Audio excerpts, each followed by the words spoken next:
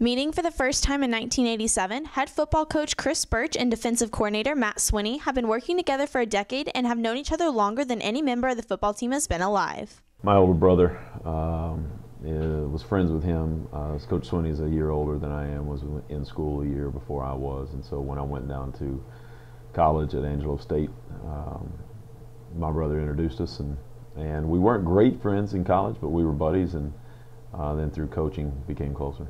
On and off the field, the two have shared moments like playoff runs and comebacks that have made their bond that much stronger.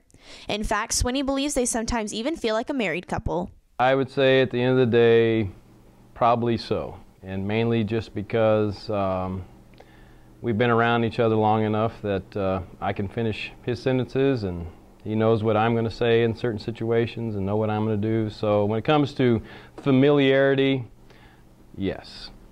Yeah, you know, probably not necessarily, but I would say that we definitely know each other. We can finish each other's sentences. We already know what each other are thinking, you know, in a situation on a football field. You know, he knows just by my demeanor if I'm going to go for it on fourth down or if I'm going to, you know, go for the 2-point conversion or whatever it is. And so, you know, you often hear about that sometimes friends are closer than brothers, and that's exactly what Coach Swinney is. He's as good a friend and brother as I could ever ask for. Given the opportunity to coach on a campus together, both Swinney and Birch moved to the district for the 2014 football season and introduced the idea of PFD, which still stands as the football team's motto today. I'm Hallie Baum reporting for Wingspan.com Sports.